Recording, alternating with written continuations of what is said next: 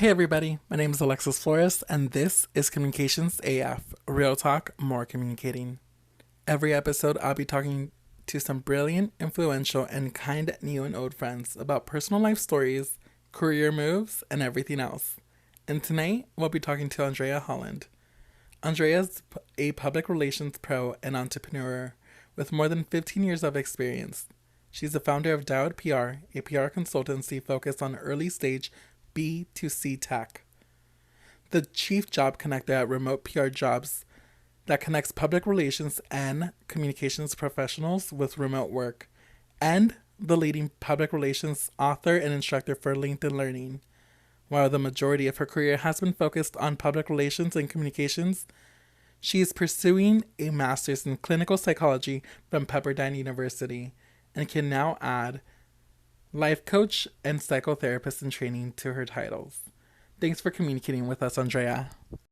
Hi, everyone. Thanks for joining. We're here with Andrea Holland, PR pro and entrepreneur. We're excited to have you here, Andrea. Thanks for being here. Hi. Thank you very much. I'm happy to be here. You have done so much in your career. I know it's been really short. You're still pretty young, but starting your own PR firm, Dial PR, which is tech and consumer, I want to say, as well as remoteprjobs.com, which is a whole directory for PR gigs. And then you also have a couple different projects going on now, career coaching, master classes, just so much. How did everything begin? Can we start with your family and how you grew up? Sure. And thank you for that. Yes, I am still young. The late 30s is still young in my opinion. Thank you so much. Now, I grew up in Northern California. So I'm California born and bred, California native. I'm the oldest of three. I have a younger sister who lives in Seattle and a younger brother as well. And my parents still live in our family home up in the San Francisco Bay Area. Oh, nice. And you're located in Los Angeles now, right? I'm in Southern California, yeah. Oh, okay, cool. I made the move down here. I went to college down here.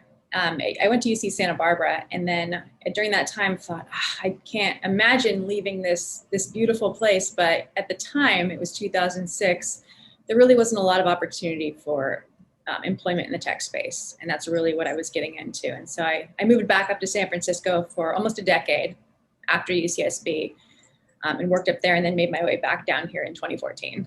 That's amazing. To take that leap is pretty big, both times, for college and then also for your own entire carear. How have you loved it? How have you felt about it? You know, going to college was harder for me. I will say that much. You know, I think a lot of kids are like, I can't wait to get out of here. Can't wait to go to college. I had a tough time. You know, and that could be for a variety of reasons. I was really homesick. I had a hard time being able to manage the academics and the social aspect of it. UCSB is obviously known for being quite the party school. But I just had a hard time managing myself and my life. My freshman year at UCSB, I kind of fell into a pretty deep depression. I had a lot of anxiety, and winter quarter I actually failed out altogether. And it was during that time that my parents said to me, you know, why don't you get involved in something? Why don't you go join a sorority or something? And I always joke that was the famous last words, because I ended up getting extremely involved in my sorority, but it helped me in so many ways, from the leadership positions that I held and the community of women that I became very close to that were just that support system that I needed, and in turn getting my grades up and whatnot. But I thought it was kind of funny too, because I'm also the first one in my family to go to a four-year university. And so when they made that comment, I was like, I don't know if they even know what that means, but it ended up being a really great thing for me. Definitely getting involved in clubs and organizations and fraternities and sororities are one of the best things that I did in my college experience. So I can totally see why it helped you out. And then are you a part of the alumni chapters as well? Are you still actively involved or not as much? I'm part of the alumni chapters. In my early 30s, and when I was living in San Francisco, I was definitely involved as a chapter advisor, recruitment advisor, PR advisor, and whatnot. And I still tap in here and there for sure. That's amazing. Again, you do so much, and it's amazing how you're able to hold and juggle everything. and do so well at everything you do. You're definitely a inspiration for so many, and I can totally see why people and yourself are like really accomplished with it. Thank you. And then now you're also in your master's program at Pepperdine. Do you want to talk a little bit about that? Sure. So yes, after a 15-year career so far, it's not stopping in tech public relations. So that has been the main core. Public relations is what I've been doing for the last 15 years in a variety of different companies and agencies and modalities, which we'll talk about. I decided to start pursuing something that felt a lot more in alignment with what I felt like I wanted the next steps in my life to be. And that was a degree in clinical psychology, something that I've always been extremely interested in. And I've been wanting to pursue it probably for the last 3 or 4 years. And it just seemed like such a daunting thing, you know, in your late 30s to go back to school, to throw down that much money. And then I thought, you're here once, you've got one life. And it just really felt in alignment. And I do believe there's a ton of synergies between PR and psychology. And so I'm not entirely sure what it looks like. I actually just completed a 6-month life coaching program as well. And I'm working with people and it's extremely rewarding. But career-wise, I'm not exactly sure what it looks like. I think, like I said, I think there's a lot of synergies between the two, and it's already been helping my PR practice immensely. When I was in school, I actually studied sociology and PR, and both of them just went hand in hand, and they do, like, the synergy really is there. And I don't understand why more PR pros don't go also into sociology, because it helps out. Different perspectives for sure it gives me. So it's great. And then how did you get into life coaching? It was great. You know, it was kind of, for me, it was me dipping my toe into the space in general. I want to say like the mental health space, but I think coaching is not for even those that are considered like need like mental health help. Not that that's a bad thing. I think we should completely destigmatize that as well and normalize that. But it's been really awesome and really rewarding. And it teaches you so much. Even if you take a life coaching course and you don't ever want to work with clients or build out a practice, it gives you so many tools for yourself as well. And that's where I've seen a ton of value just in my relationships and how I've run my business is, you know, it's like social emotional learning, all those intangible things that we are not taught in school. And thankfully, they are implementing this kind of curriculum in schools now, especially starting at a young age. But the social emotional intangible learning is like, how do you connect with other people? How do you have hard conversations? How do you get to the root of what the core issue is? I think we skate through life so many times of, you know, this is the surface level problem.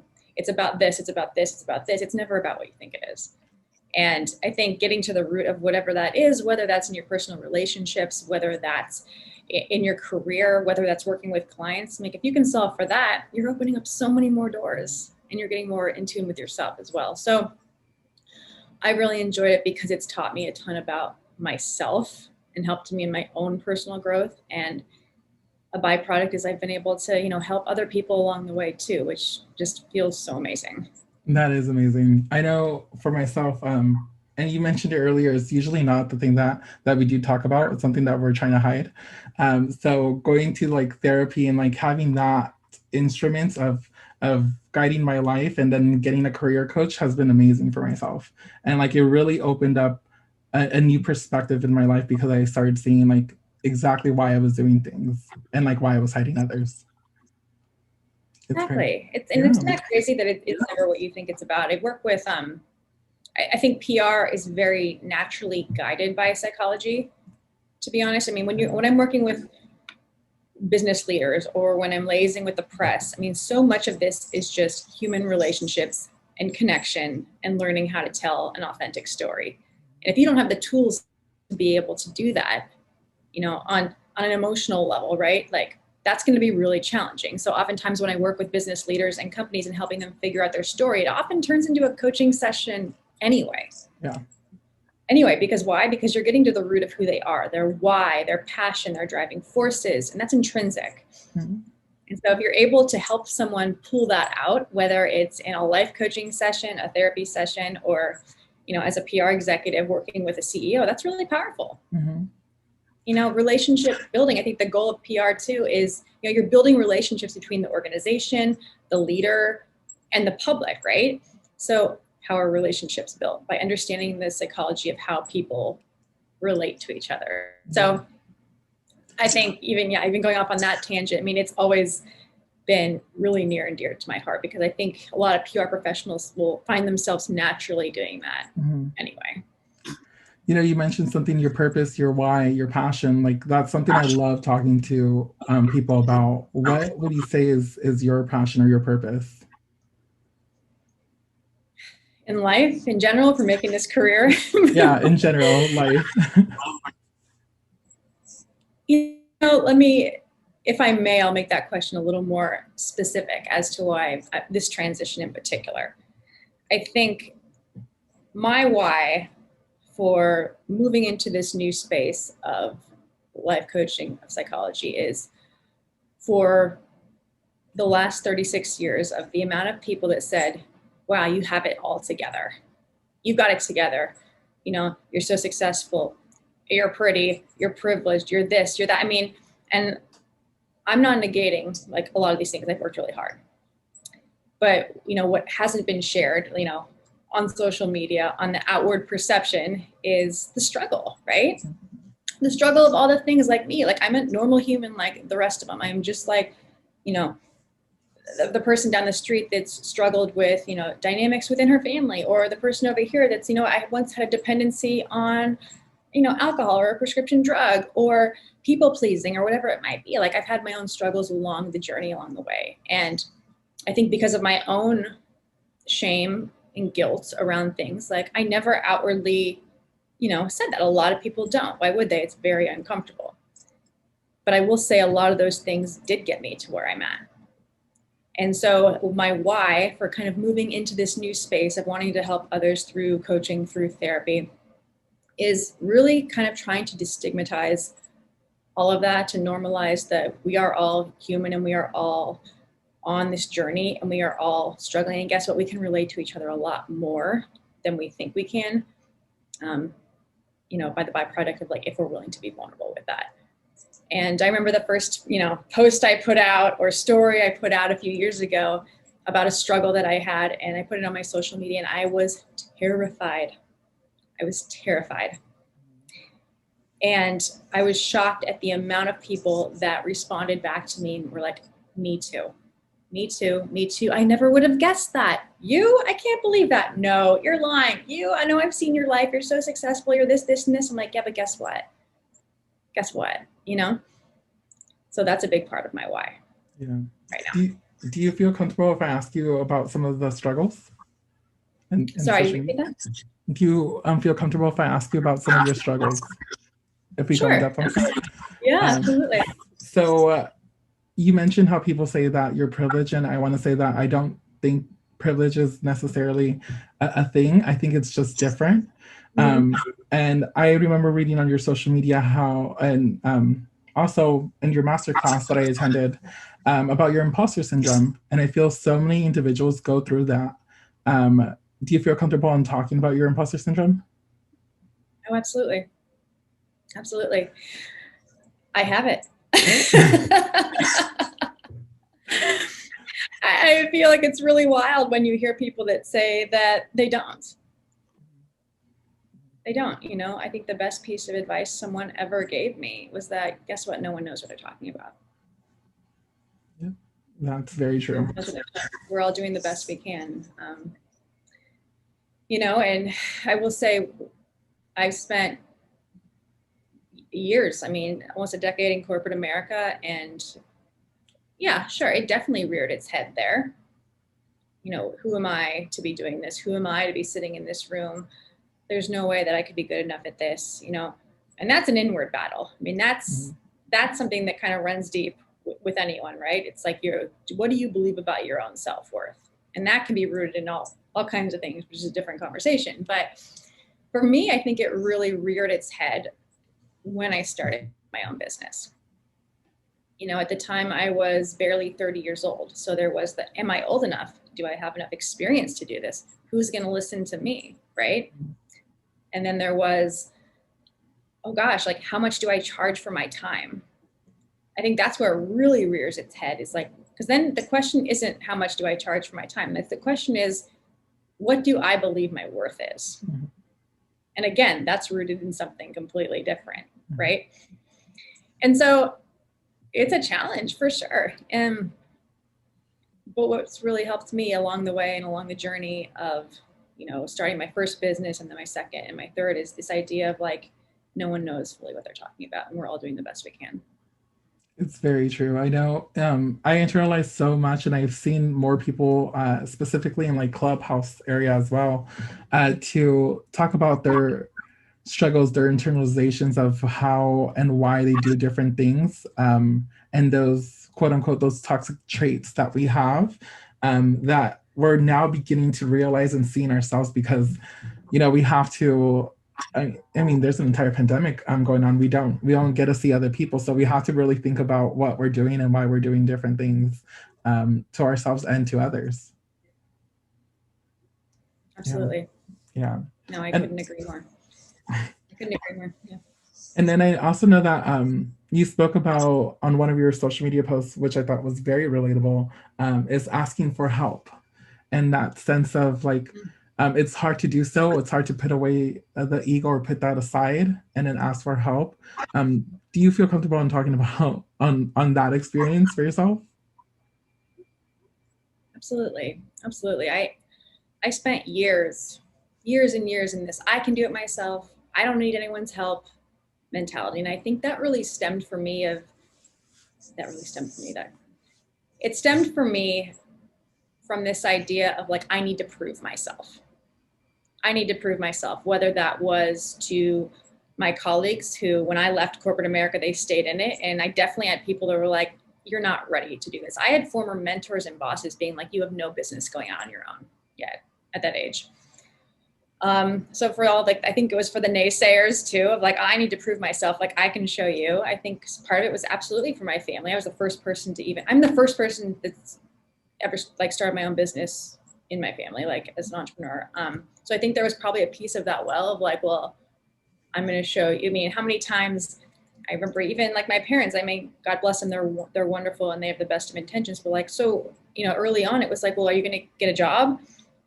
And, you know, it doesn't come from a place of malintent. I think it comes from the lack of understanding of like, this is what this could look like, you know, and I felt like, wow, you don't think I can do this, you know?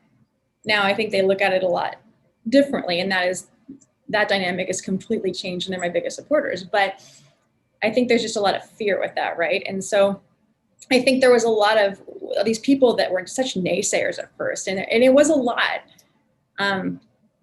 Made me feel like, well, I'm gonna show you. And then I realized that that's a very unhealthy headspace to live in. Mm-hmm. And ultimately, I don't have to prove anything to anyone, right? And so, you know, I just finally realized that it didn't really matter what anyone else thought, and that asking for help is not a burden or a sign of weakness, and it's a sign of humanness. And relying on others' experiencing needs and limitations and asking for help, they're all part of being emotionally strong. And I think it's all part of the human experience.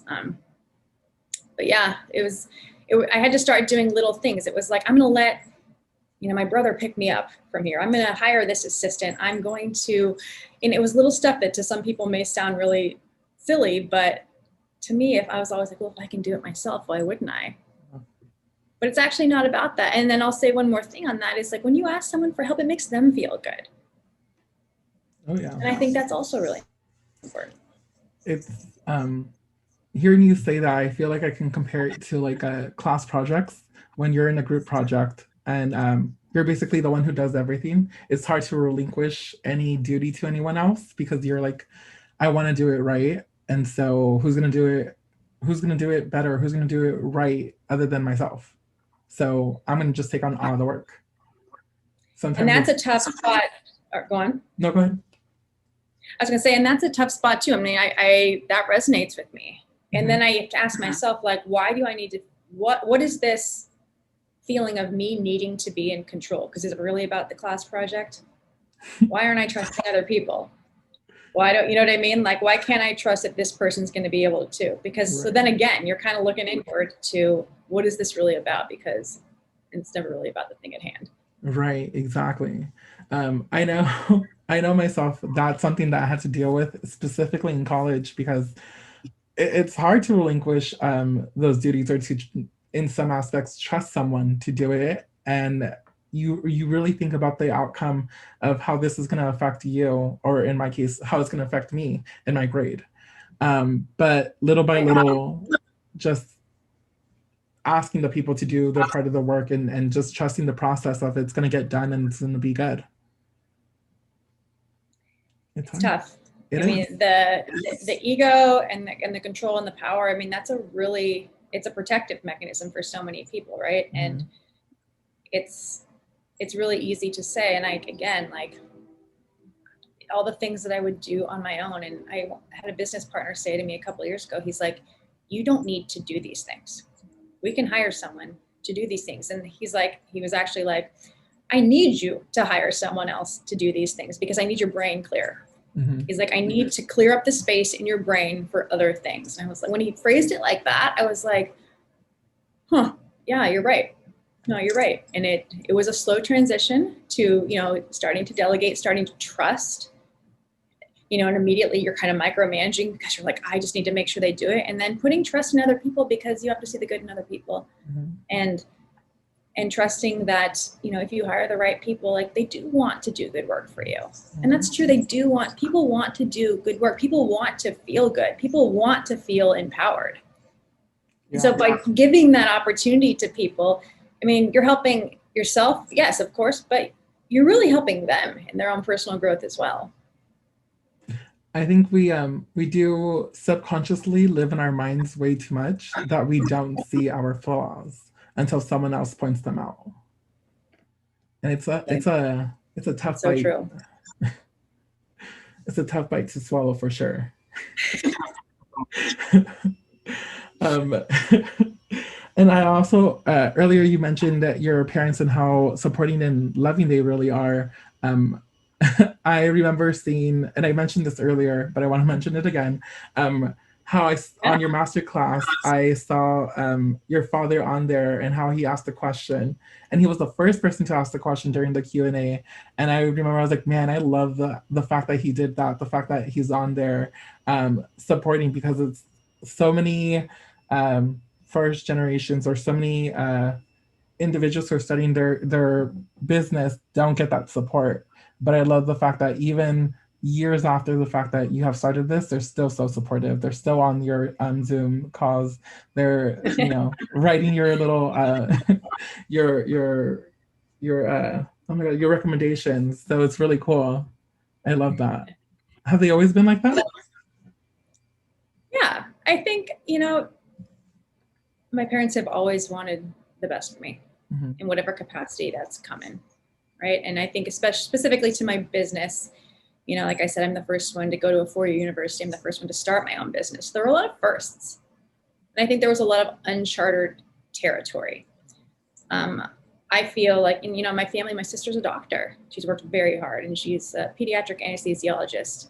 It's also a known thing, right? So my parents like, you know, my sister's a doctor. She works for someone else. We know what a doctor does, right? We're very clear on what this path looks like. And so I think it's easier to relate and ask questions about something like that because it's a known entity, right? Um, you know, my mom's a dental hygienist. Again, like a known entity. Like we know what this person does. You know, they work for someone else that is, we know what this does. And again, both super admirable, amazing careers. So when it came to me, it was like, well, what, you know, what do you do exactly? Especially at first. At first, I remember, you know, my parents always knew I worked in like marketing and PR, but I don't think there was ever like a super in-depth understanding of like specifically, like my specific day to day. And that was okay. And when let's see, it was 2014. And I remember I got my first $1,000 check for a client. I was completely undercharging at the time for like everything, by the way. And I got my first check from a client. And I remember taking a picture of it. And they didn't say it in these words, but I remember getting the sense and the feeling of like well, people are paying her to do something. She must be good at it. And I feel like it was when I started my own business and started consulting and started like building all my ventures is when they were really like, okay, now we really want to understand what you do. And that was really awesome. And that was really awesome. And now they definitely have an understanding. So to your point, yes, I had a master class a few weeks ago on how to start your own PR practice. And, you know, I send it to them. I'm like, because for them, it's not about the content. It's about, we want to see our daughter speak, right? Which I feel so blessed that I have parents that are like, yeah, like I want to see my daughter speak. Because to your point, it's not always like that. And it's not about the content. And so, yeah, I don't remember what question my dad asked on the Zoom. I opened up the master class to questions, and it's like 70 plus PR professionals. And then my dad, the retired firefighter, who I know is sitting at the kitchen table at our house, probably with his scotch, being like, I'm going to watch my daughter's master class. Like, how awesome. So again, I don't remember what his question was, but I'm super grateful that he does chime in with questions. Yeah. And he was the first one. It was the first one. Yeah. I loved it. It was great to see. And now I know you still have a couple different ventures, current projects that you're working on. We talked about life coaching. We talked a little bit about your PR, but do you want to get more into Dial PR and remoteprjobs.com? Yeah, so Dial PR is the consultancy that I started in 2014. And yeah, now it's 2021. I had no idea at the time. I was like, well, maybe this will just be a couple of years. I'll try doing my own thing and maybe I'll get another job. And here we are. And so the consultancy, we work with early stage consumer tech startups. You know, my experience is in San Francisco and Silicon Valley. So that's a lot of my network as well. And that's great. Like I love working with clients. As of lately, I've been working with a lot of international startups and helping them with their entry into the States. And that's been super fun. And I have a team of contractors and we pull in as needed. I really like the contractor model. And yeah, so then a couple of years ago, I started a job site for PR professionals. Mm-hmm. And it's called remoteprjobs.com. And how it started, I'll tell you, I was really burnt out at the beginning of 2018, like really just burnt out from work and life. And I hadn't really taken a vacation in quite some time. And I went to Greece for 2 months, which I know sounds like a luxury, but I was very blessed to be in a position where I was able to do that. And I'm half Greek. Actually, my mom's Greek. And so we have a lot of family in Crete. And I went for a couple months and just kind of zoned out. I really needed a hard reset. And during that time, I was kind of thinking about new ideas. And, you know, I had the consultancy going. I was also doing a lot of online coursework with LinkedIn Learning. So I'm a PR author for LinkedIn Learning, formerly lynda.com. But during that time, I was kind of thinking about just new projects, new ventures, kind of what's next. I was thinking about the psychology stuff at the time, but it wasn't as top of mind. And I thought, you know, there's really not one space, one website, one community, whatnot, that provides remote PR and communications jobs for freelancers. And I was kind of ahead of the remote work trend. I've been remote working since 2014. So very lucky that obviously when everything has gone down in the last year, that wasn't a huge shift for me. Like I knew how to do that.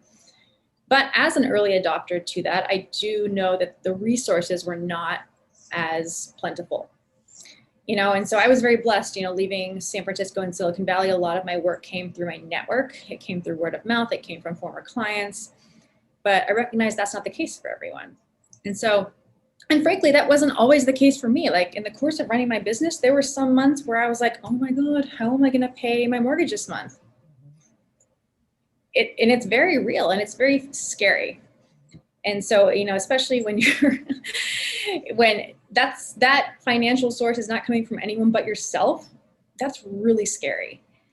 And so the first thing I would do, I'd go to LinkedIn, I'd go to Upwork, I'd go to Indeed. I would literally be Googling like freelance PR work. And I just would be taken to a myriad of sites. It was just a mess. It was too much. Half of the PR jobs were marketing jobs because people didn't know how to classify them and because most people don't know the difference between PR and marketing. And I thought, am I allowed to curse on here? This is a shit show. Yeah, you can. Okay. So I thought, I wonder if there's just not that many available or if it's just no one's done this yet. Mm-hmm. So I started off by just kind of testing the model and testing for viability. And I have a cousin in DC who's in politics, and he runs a very popular jobs list out there. And so I called him and kind of asked him a few questions on how he got started with it. And I kind of followed a similar model. And I started myself, and I just sourced, I remember September 2018, I just sourced 10 remote public relations jobs on my own. It took me a couple hours. I put them in an email. I just proactively shared it with about 15 to 20 PR colleagues and said, is this helpful? And they're like, yeah, of course it's helpful. These are like job leads. Thank you. And I was like, okay. And so I did it again the next week. And within a month, I had people saying, oh, can so-and-so get on your email list? How do I get on Andrea's jobs email list? Like, there was no name for it at the time. There was nothing. And it got to a point where I was like, wow, there's a lot of people asking to be on this. So I threw the whole thing into MailChimp so people could subscribe. And for the first 6 months, this list grew 100% organically month over month. And I thought, okay, I've been testing for viability. I think we're solving for something here, because people are clearly, there's a need for this. And I think that's, if you're an entrepreneur, I think there's two types of entrepreneurs. There's people that go in saying, like, I just want to own a business. I want to be an entrepreneur. I don't know what it is. Like, I want to be that. I want the vanity of that. And there's people that go in there saying, there's a problem and I'm going to figure out how to solve it. And that's really what this started for. Like, I didn't know if it was going to be a business. I was just seeing if it was a problem that needed to be solved. So lo and behold, like, there I am 6 months later, still doing this completely on my own. Now I'm doing, I think, 20 jobs a week, hours of sourcing, and I'm like, okay, like, what do I do with this now? And so soon after that, I brought on a business partner. We solidified a website for it, got all our logistics in order. And now it's a full-fledged membership site where PR professionals pay like a nominal fee every single month. And we actually send them almost 130 jobs every single month. And it's PR. We expanded into communications jobs at the beginning of the pandemic, because we really doubled down at the beginning of the pandemic, because so many PR professionals were laid off or furloughed, because PR is the first line item to go always. And all of a sudden you had all these remote workers who were looking for work. And we were like, wow, who would have thought? And so we doubled down and expanded into communications jobs. So now it's PR, social media, content, internal comms, anything that falls under the PR umbrella, and the communications umbrella, excuse me. And that's been really fun, because it's helped a lot of people during this time. And that in itself has been super rewarding. Well, that's a huge focus. Yeah, that's actually how we got connected, is because I found your website and then I reached out to you on LinkedIn. That's right. Yeah. And it's a tremendous source. It's great. And it's for seasoned PR professionals. So it's for PR professionals that do have years of experience. And so they're in a position where they're like, I'm going to go freelance. But because of, I know you and I talked, and I had a lot of students reach out to me and saying, okay, I really need help finding a job after college too. Like, can this help me? And at the time I was like, man, like, this isn't really internships or like super entry level jobs. I mean, it required at least like 4 or 5 years experience. But because of that, and we started getting demand from students, we actually started rolling out a college edition as well, with internships and entry-level jobs. But we're partnering directly with universities on that. So universities to offer that to their comms departments. That's so cool. That's amazing. Yeah. How many colleges are you in now? Oh gosh. We just rolled it out last month. It's less than 10 right now, but yeah. That's amazing still. Wow. Congrats. Thank you so much. It's hard. I mean, I remember I did not get my first job through a job site or anything like that. I knew somebody, right? Mm-hmm. And that's the story. That's like the typical, like, I knew somebody, right? So, but again, like, not everyone knows somebody. Yeah. So how can we help them too? Yeah. Your network is definitely your net worth. I love that. Yeah, thank you. And then I know right now during a pandemic, it's really hard to get that sense of comfortability during an interview when it is over Zoom, when you don't really get the sense of a personality, or you don't know exactly what's going on below or around the screen. So it's harder to get those internships. It's harder to get those entry level jobs. And I mean, now it's not just the new college grads who are applying, but it's like seasoned professionals who are also applying because of the entire pandemic and everyone who has been let go or furloughed. So it's definitely a mess, and I'm glad that you're, doing something about it and creating these solutions. I'm doing my best. Thank you. It's a tough um, time. oh yeah, for sure. It's for everyone, even people who still have their jobs. Mm-hmm. Like less help from the team, or even if they're just like now they don't even have a team. So it's definitely hard for everyone. Right. How have you coped with the entire pandemic? Has it really affected your businesses? The first month of the pandemic, I lost all my business for Dialed PR, everything. Yeah, so that would have been, I think it was April 1st. So I had probably 3 clients going into April, like ongoing. Well, they were new clients actually. I'm trying to think, and I work with startups, right? And so it's kind of to be expected. Like we didn't know where this was going. We didn't know how long it was going to last. They have to save their runway, right? And so I remember getting emails and calls like on March 29th and March 30th being like, I'm sorry, we're not going to move forward. We're not going to move forward. 0 income in April 2020. And I remember in that moment thinking, okay, you can completely panic, or we can accept that this is where we're at right now and there's nothing I can do about it in this moment. And how am I going to redirect my energy at the moment? Because there's really nothing I can do about this particular thing in the moment. And I'm not saying don't panic. I definitely went through probably 24 hours of be like, what the fuck am I gonna do? I was very lucky that, it's like I wasn't paycheck to paycheck, but still, I mean, we didn't know how long this was gonna last. And so that month in particular, that's when my business partner and I actually doubled down on remoteprjobs.com. And we just started building it out and sourcing more jobs and just putting all of our time into that, because I remember the conversation that him and I both had. We're like, I feel like this is going to be something that can help a lot of people right now. And we have an existing platform. Let's see what else we can give and what else we can do. So the first month it was just a pivot, right? I mean, like everyone, it was a pivot. It was not how I thought it was going to go. And I was like, okay, what can we do to help someone else right now? And wow, like what we have actually potentially could really do that. So then we get into April, May. Yeah, I think end of May is when clients started coming back because they felt a little more secure. And like since then, I've actually been blessed to be very busy. But emotionally coping with it, yeah, I live by myself. So I'm not married. I don't have kids. I live by myself. That was really tough. My family does live. My parents live 500 miles away. It's a 1-bedroom condo.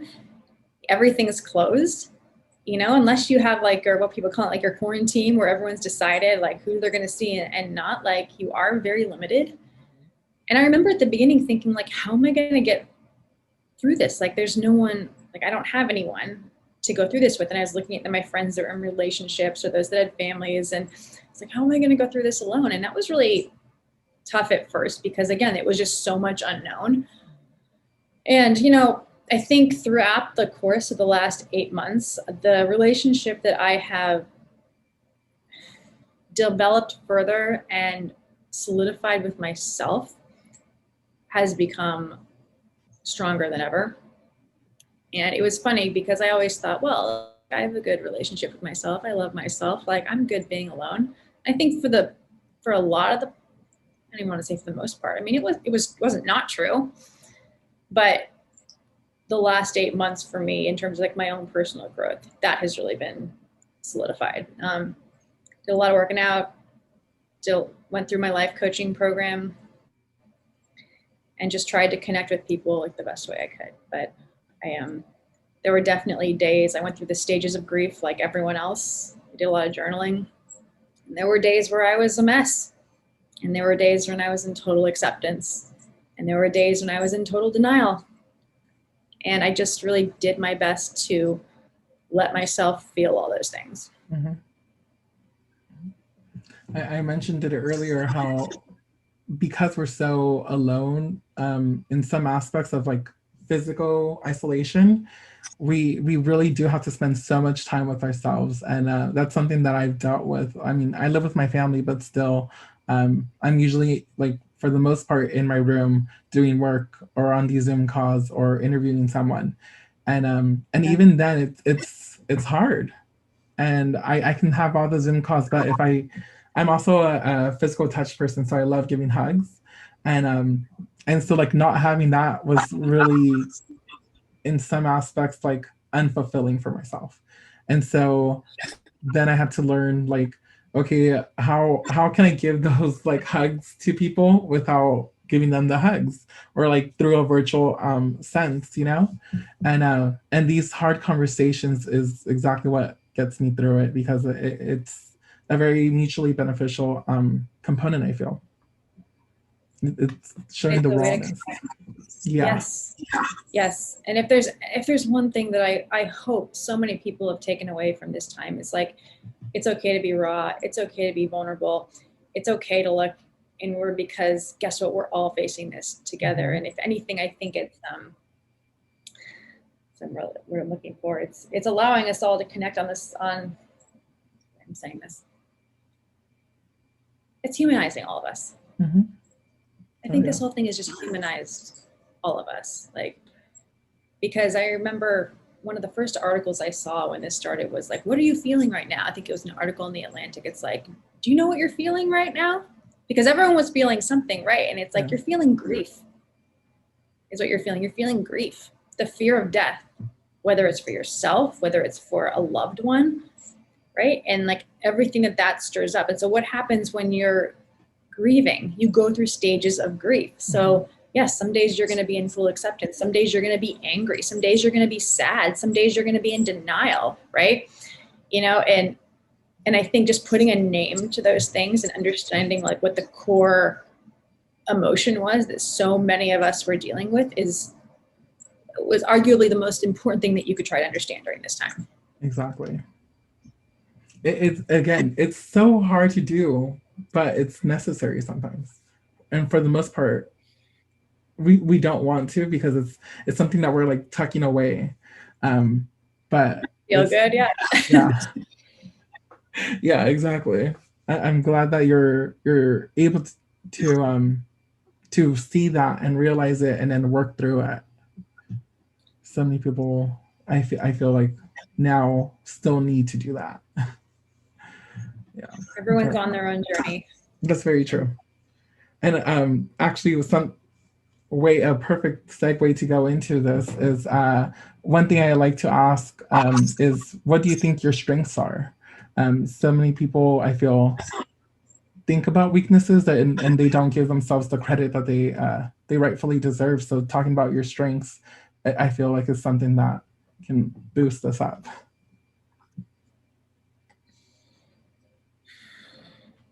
I think I'm pretty resilient.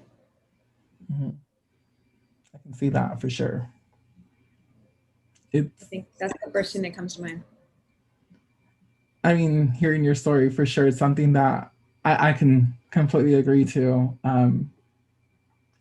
It doesn't, I don't want to say a weak person can't live through all this, because we all go through different emotions and different ways of life, but for sure, resilience is something that before, when you were going to school, it sounds like you were very resilient and starting your own businesses, resilience. And then during the entire pandemic, resilience, starting your entire life coaching program, that's resilience. Starting a master's program is resilience. Like, congrats. It's great to hear you say it. Actually, when you say it back to me, I'm like, oh yeah. Thanks. It's true. I don't, that was, thank you. That was honestly like, I didn't know, I mean, I didn't know any of the questions you were going to ask me, but like, I hadn't really thought about that. And like, that was just kind of, that was the very first thing that kind of popped into in my head is that, I mean, the second thing that I would say too, that I think has been really helpful for me is I really try to live my life in a growth mindset. And I think that's incredibly important. Like, you have to be malleable. Mm-hmm. You have to be open to change. And I think feedback is like the biggest gift. And, I think I'm always trying to be the best version of myself. And how could you possibly know what that is unless you're willing to fail, unless you're willing to fall, unless you're willing to try. And those are really scary things, like, versus being in a fixed mindset where this is the way we've always done it. And like, that's comfortable for a lot of people. But for me, I like living my life in the growth mindset, and that's important to me. And I try and surround myself with people that feel the same. I love that. You're especially like I say your tribe attract, or your vibe attracts your tribe. There we go. Right. And, I think I need to write that down. That's a good one. Yeah. It's my favorite thing because it's absolutely true. It's the way the people we hang out with really affects the way we live our lives. It's true. Yeah. It's true. And, I will say I notice a difference. I definitely notice a difference with my own energy level and like the conversations I'm having, what I'm able to produce, how I feel like, and that a lot of that is dependent around like who I'm surrounding myself with. Oh yeah. So I feel the same way. To it. Yeah. Before I let you go, I have a couple more questions. One is, do you have any tips or insights for people who are trying to branch out on their own and start their entrepreneurship? Oh, so many tips, so many things. Kind of just off of what I just said, I would say fail as much as you can. And because if you're failing, that means you're trying new things. And failure is not a roadblock. I think it's really just a detour in the right direction. Someone said that to me once, and that really stuck with me. It's not a roadblock. It's really just, it's a detour. But guess what? It's in a different direction. I'll just say different direction, not even right direction, different direction. That's true.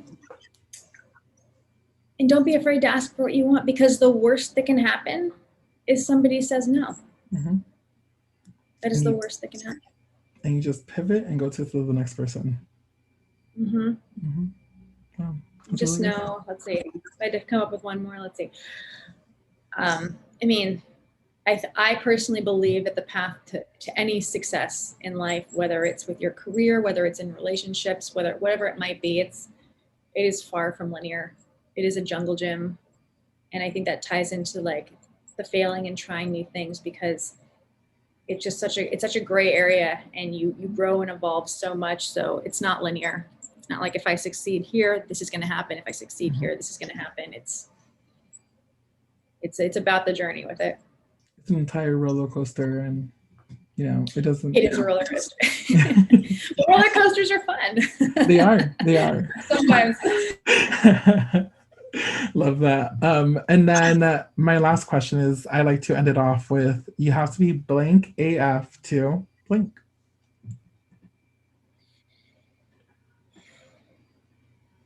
Okay, this is going to be tied in from a few things that we talked about, but I'm going to say you have to be emotionally resilient AF to succeed as a business owner. I love that. Yeah, that's a good one. Thank you. You're welcome.